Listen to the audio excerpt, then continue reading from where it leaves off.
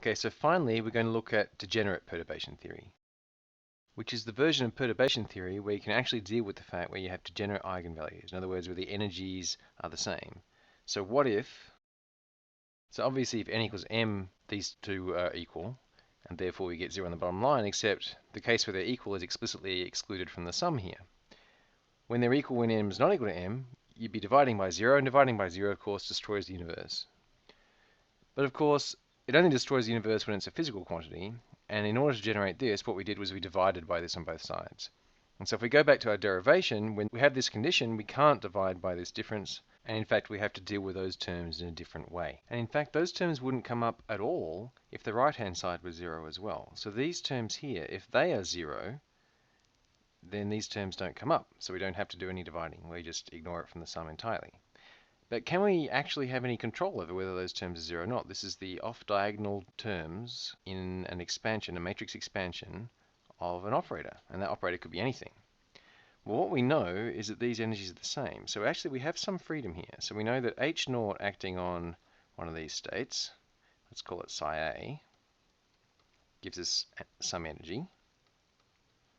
And we also know that when it's acting on some other state, some linearly independent state, that we get exactly the same energy.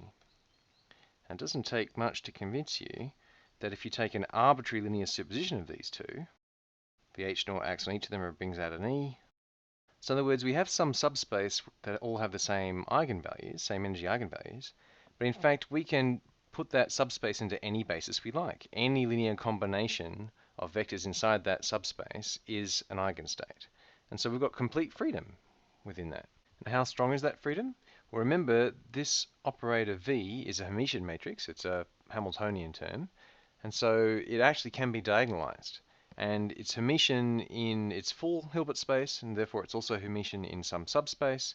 And so we have some arbitrary, let's say we have 3 of these things. So we can write a matrix version of this, which would be where each of these terms, so we have a matrix like that, that's always diagonalizable. So there's always a basis you can choose within this subspace where you can get this, with all the other terms 0. And that's the whole problem. So if you can do that, then what you end up with is that this equals 0 for I not equal to j within this subspace.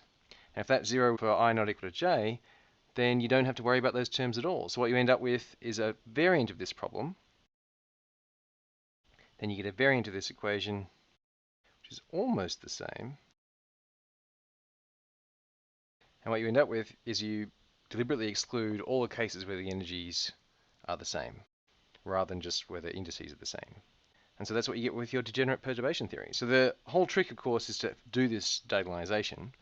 That can in general be quite a hard and messy thing, but what you're really doing is you're finding a simultaneous eigenstate within that subspace, where the eigenstate of your unperturbed Hamiltonian is also an eigenstate of your perturbation. And by looking at the structure of your perturbation and thinking about that, maybe the symmetries of it, you can often have a pretty good guess on exactly what basis to choose. This doesn't come up in non-degenerate perturbation theory because you don't have any freedoms. You don't have the freedom to choose your basis. You're fixed to have the basis of your unperturbed Hamiltonian. And if you recall, the formula for the second order energy shift came straight from the formula from the first order state change. In fact, you always need to know the states for the previous order to get the energies for the next order. And therefore, if you want to get the second order energy shift, it works exactly the same way. You have the same formula as we have here, except instead of having the indices having to be different, you just have the energies having to be different, provided you've managed to put yourself into the basis where your interaction Hamiltonian is diagonal. And that's basically what we wanted to cover in the quantum mechanics section of this course. We started off by recovering the basics of quantum mechanics, the fundamental axioms. Then we went on and we talked about symmetries and transformations and looked at conserved quantities, just like we did in classical mechanics. We also looked at the Lagrangian formulation of quantum mechanics and how the principle of least action from classical mechanics is actually emergent from that. And we also went on and looked at these calculational techniques fairly rapidly. There's not that much more to cover in terms of showing you them. What really has to happen now is you have to have a go. You have to try them. And so we'll be doing that in assignments and in exams and in practice for exams and things like that. Our next topic is going to be relativity.